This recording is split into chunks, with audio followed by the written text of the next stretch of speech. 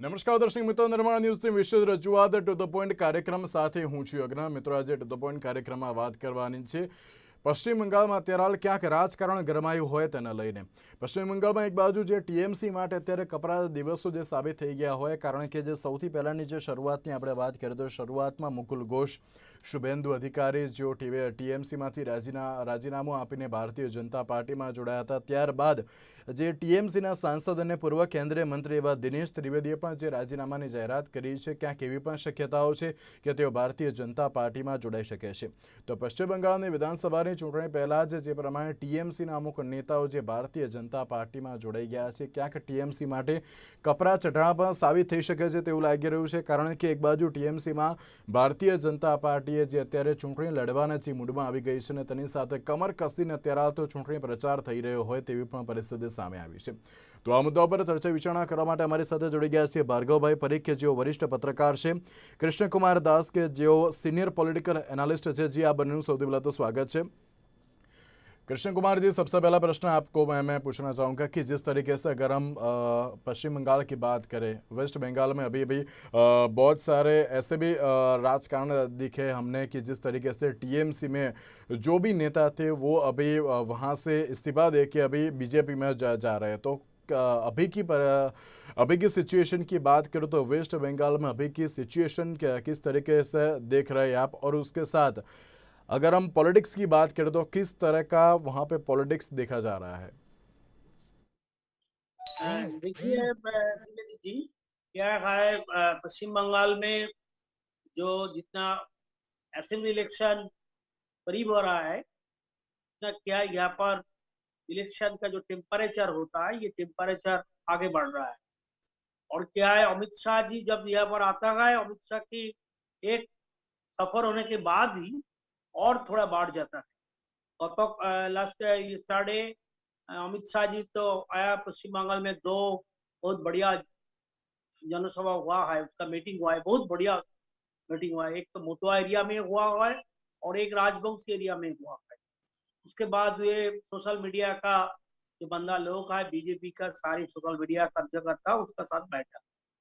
लेकिन वह जाने के बाद देखा जा रहा है, आज ने भूतपूर्व रेलवे मिनिस्टर है दिनेश त्रिवेदी जी, अभी अभी राज्यसभा का एमपी था उस टाइम. वो तो पहले बैरकपुर पार्लियामेंट्री का मेंबर था, लेकिन लास्ट चुनाव इलेक्शन में बीजेपी का कैंडिडेट का पार हार गया और अर्जुन सिंह का पास हार गया, बीजेपी का कैंडिडेट था. उसके पहले वो भी पहले भी तो राज्यसभा का मेंबर है. आज क्या ये बहुत एक हिस्टोरिकल मोमेंट हो गया, राज्यसभा का अंदर में वो रेजिग्नेशन दे दिया है. ये टीएमसी का बारे में कोई मुद्दा उठाया है कि क्या है, उसका सफोकेशन हो रहा है इस पार्टी का अंदर में. क्या वो बहुत वरिष्ठ लीडर है दिनेश त्रिवेदी जी ने में.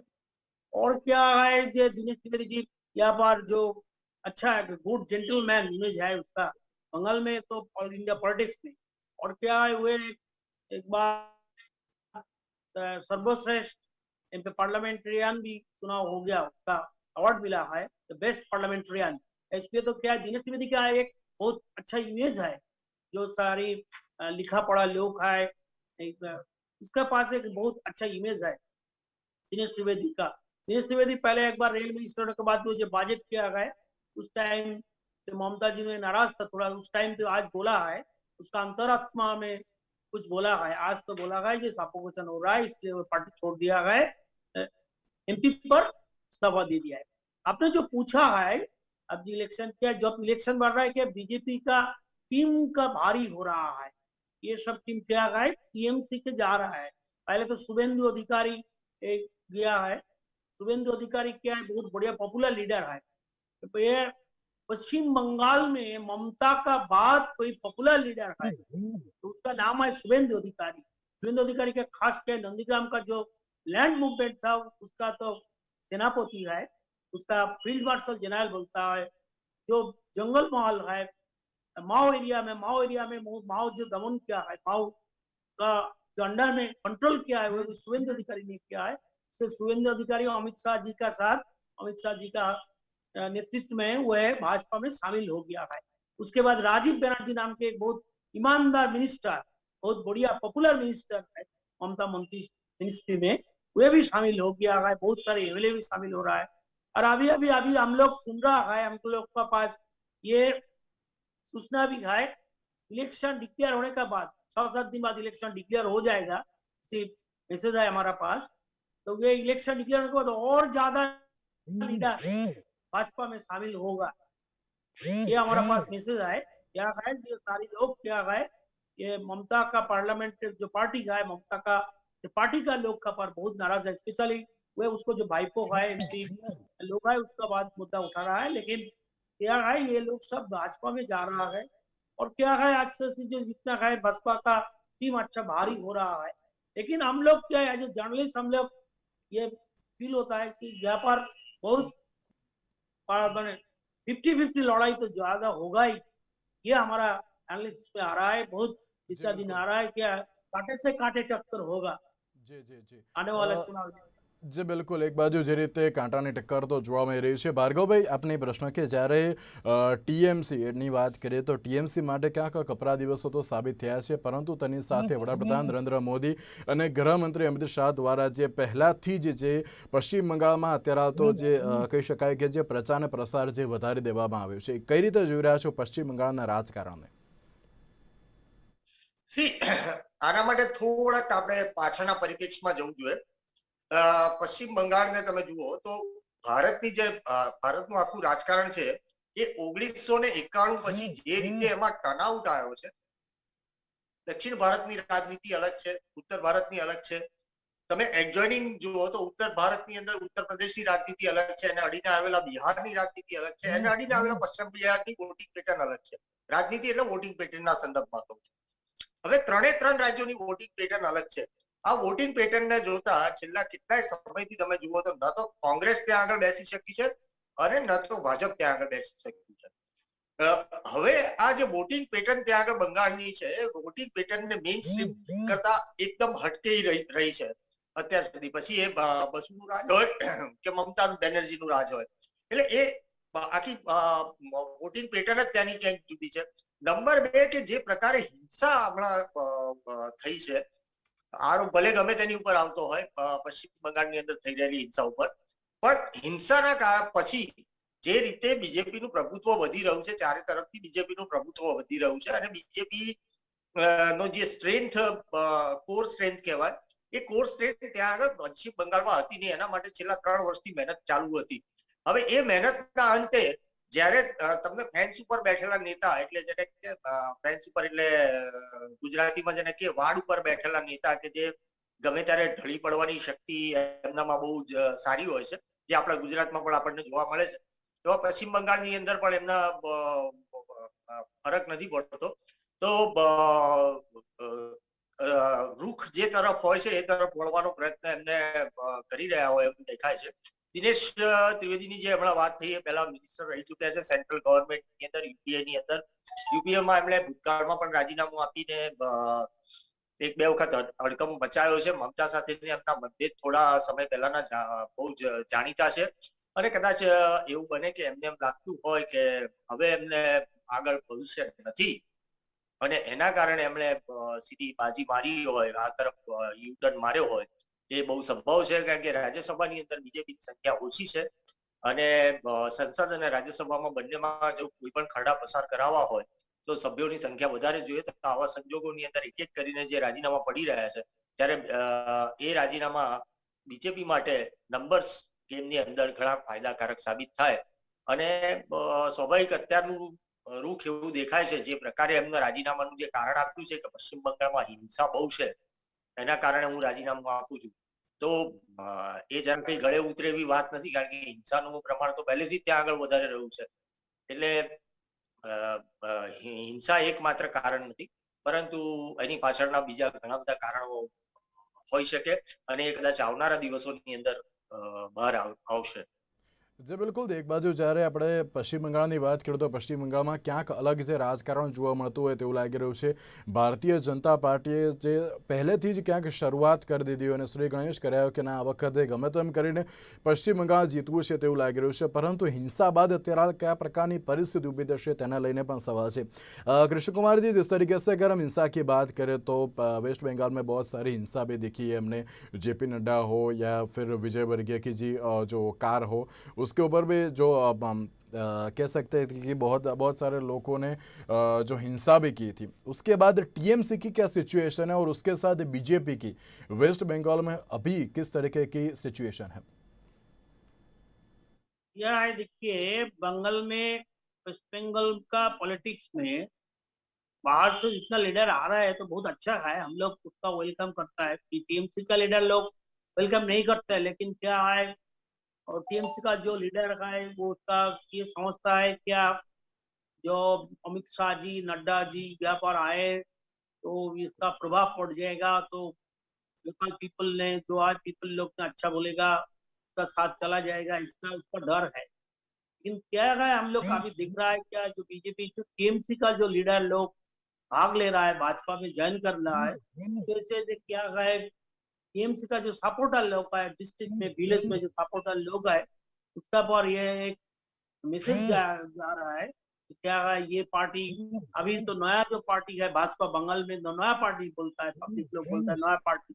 नया पार्टी का कार्यक्रम देखना चाहता है हम लोग. नया पार्टी क्या एडमिनिस्ट्रेशन चलाएगा, क्या होगा, क्या क्या पब्लिक का अंतिम इसका क्यूरियोसिटी ज्यादा बढ़ रहा है क्या, नया पार्टी भाजपा का बारे में किसी लोग भी बढ़ रहे. लेकिन क्या है, भाजपा का यहाँ पर 2-4 लोग है जो भाजपा का मिसयूज कर रहा है, ये भी चिंता का बात हो गया भाजपा का लीडर में. लाइक है कि जो विश्व भारती रवि ठाकुर का, जो रविंद्रनाथ ठाकुर का जो यूनिवर्सिटी है विश्व भारती शांति निकेतन में, वहाँ का जो वीसी है विद्युत चक्रवर्ती, वह भाजपा का नाम लेकर वह पर कोई काम कर रहा है जो पब्लिक नहीं अच्छा ले. वो क्या बोलता है, यहाँ पर थोड़ा वॉल कर दो, क्योंकि नॉन राविंद्रिक फॉर्मूला हुआ यूज कर रहा है, लेकिन ये इसका भार, इसका प्रसार बीजेपी में चला आता है, लेकिन बीजेपी में कोई इसका साथ लेना देना नहीं है. लेकिन विद्युत चक्रवर्ती ने ये पब्लिक का मैसेज कर रहा है कि भाजपा का साथ सेंट्रल गवर्नमेंट चाहता है, जो क्या ये नॉन राविंद्रिक फॉर्मूला जो हो रहा है इसका तो प्रभाव पड़ सकता है. इसलिए तो बीजेपी लीडर लोग तो अभी अभी उसका संशोधन कर रहा है. यहाँ का जो आरएसएस का जो न्यूज़पेपर है, आरएसएस का एक लीडर है रमतीदेव सेनगुप्ता, उन्होंने थोड़ा दिन पहले तो वो बीसी है जो वाइस चांसलर है उसका बारे में तो अच्छा ये थोड़ा मैसेज दिया है, इम्पोर्टेंट मैसेज दिया, बोला जो ये वाइस चांसलर को रवि ठाकुर का जो यूनिवर्सिटी है वो इसी को कंट्रोल करना पड़ेगा, नहीं तो ये बीजेपी का नुकसान हो जाएगा. इसलिए क्या है यहाँ पर अमित शाह जी, लेकिन अमित शाह जी खुद आकर वे यूनिवर्सिटी किया था एवं शांति निकेतन में हम उसका साथ था. अमित शाह जी का वो टूर में हम अमित शाह जी का इंटरव्यू लिया है. वह बोला है जो क्या है, रवि ठाकुर का जो नेशनल एंथम लिखा है ये बहुत अच्छा है, लेकिन क्या है, अगर ये एमपी सुब्रमण्यम स्वामी ने बोला है क्या नेशनल एंथम को चेंज कर दो, रवि ठाकुर का जो रविंद्रनाथ ठाकुर ने लिखा है वंदे मातरम उसको चेंज कर दो, ये भी थोड़ा भारी हो जाता है भाजपा में. तो क्या है, भाजपा तो आगे बढ़ रहा है, लेकिन 2-4 काम जो कर रहा है भाजपा का नाम पर 2-4 आदमी ने, ये थोड़ा तो इम्पोर्टेंट प्रभाव फैल सकता है ये पर.